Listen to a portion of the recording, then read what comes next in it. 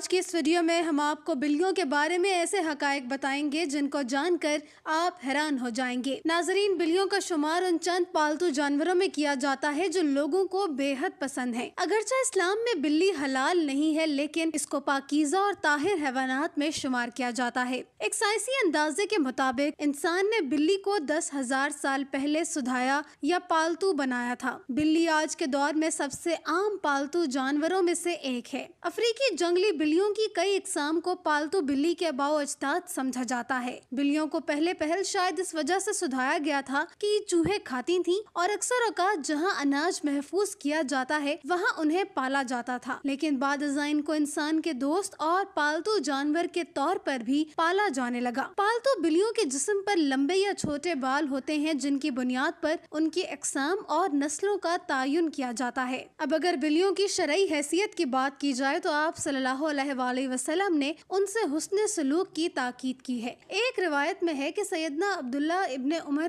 رضی اللہ عنہ سے روایت ہے کہ رسول اللہ صلی اللہ علیہ وآلہ وسلم نے فرمایا، ایک عورت کو بلی کی وجہ سے عذاب ہوا، اس نے بلی کو قید کر کے رکھا یہاں تک کہ وہ مر گئی، پھر اس بلی کی وجہ سے وہ جہنم میں گئی۔ جب اس نے بلی کو قید میں رکھا تو نہ کھانا دیا، نہ پانی، اور نہ ہی اسے آزاد کیا کہ تاکہ وہ خود کیڑے مکوڑے کھا کر گزارا کر لیتی، یعنی کہ اس نے بلی کو تڑپا کر مارا تھا، اس لیے وہ جہنم میں گئی۔ اس کے علاوہ بھی بلیوں کے بارے میں کئی احادیث اور روایات ہیں جن میں سے چند آپ کو بتاتے ہیں۔ ایک روایت سے یہ بات ثابت ہے کہ بلی اگر کھانے میں سے کچھ کھا کر چلی جائے یا پانی پی جائے تو وہ پلید یا نجس نہیں ہو جاتا۔ حدیث مبارک ہے کہ ایک عورت نے حضرت عائشہ رضی اللہ عنہا کو ہریسہ بھیجا تو وہ نماز پڑھ رہی تھی۔ اس عورت نے ہریسہ وہیں رکھ دیا تو بلی آئی اور آ کر اس میں سے کھا گئی۔ عائشہ رضی اللہ تعالی عنہا نے نماز کے بعد اسی جگہ سے ہریسہ کھایا جہاں سے بلی نے کھایا تھا اور فرمایا، بلا شبہ رسول کریم صلی اللہ علیہ وآلہ وسلم کا فرمان ہے کہ یہ بلی پلید اور نجس نہیں ہے، بلکہ یہ تو تم پر آنے جانے والیاں ہیں۔ حضرت عائشہ رضی اللہ تعالی عنہا بیان کرتی ہیں کہ میں نے رسول کریم صلی اللہ علیہ وآلہ وسلم کو بلی کے بچے ہوئے پانی سے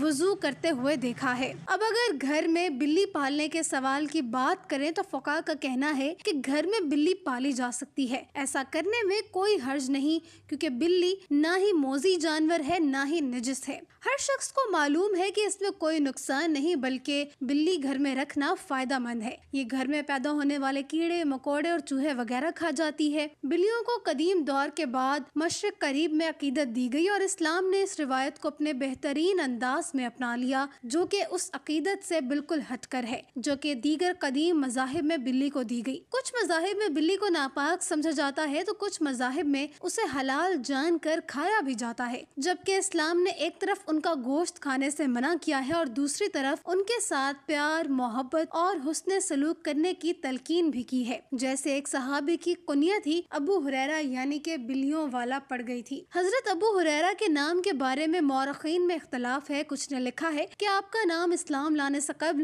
عبد الشمس تھا اور کچھ کا کہنا ہے کہ اسلام لانے کے بعد عبد الرحمن رکھا گیا۔ کسی نے عمر بن عامر لکھا تو کسی نے عبداللہ بن عامر، لیکن آپ کا اصل نام راجہ قول کے مطابق عبد الرحمن ہے۔ ابو ہریرہ آپ کی کنیت ہے اور ابو ہریرہ کنیت رکھنے کی وجہ یہ تھی کہ آپ کے پاس ایک بلی تھی جس کو آپ اپنے ساتھ رکھا کرتے تھے، اس لیے آپ کی کنیت ابو ہریرہ پڑ گئی۔ ایک دن ابو ہریرہ رحمۃ اللہ علیہ نے دیکھا کہ گرمی کی شدت سے ایک بلی دیوار کے ساتھ چمٹی ہوئی ہے، تو انہوں نے اسے اٹھا کر گرمی سے بچانے کے لیے اپنی آستین میں چھپا لیا۔ ناظرین، یہ روایت ثابت کرتی ہے کہ گھر میں بلیاں پالی جا سکتی ہیں۔ اگر کسی کو شوق ہے تو وہ ضرور پورا کرے، مگر ان کے کھانے اور پینے کا پورا خیال رکھا جائے اور اسے کوئی تکلیف یا پھر ایذا نہ دی جائے۔ سائنسی اعتبار سے بھی گھر میں بلی پالنے کا ایک بڑا فائدہ ہے اور وہ یہ کہ بلیوں کو انسانی لمس بے حد پسند ہوتا ہے اور انسان بھی اس سے محظوظ ہوتا ہے۔ ماہرین کے مطابق بلی کے لمس میں اللہ نے ڈپریشن کے مرض کا علاج رکھا ہے اور اس کے بالوں میں خاص قسم کے بیکٹیریا پائے جاتے ہیں جو انسانی جسم میں ڈپریشن کو کم کرنے میں مدد دیتے ہیں۔ چنانچہ پالتو بلی کو اپنے ساتھ لپٹا کر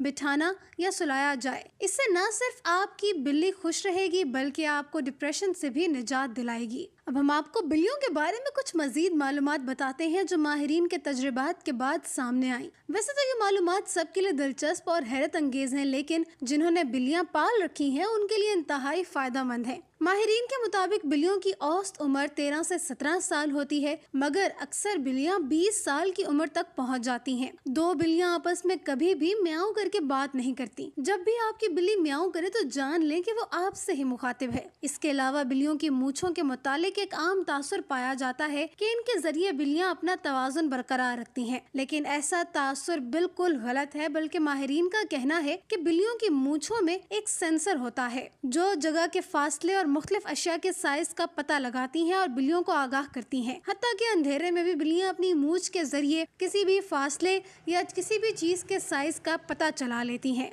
बिल्ली को किसी भी सूरत इजा देना शरन जायज नहीं है। बिल्ली एक पालतू जानवर है, जैसा कि पहले अहादीस मुबारका में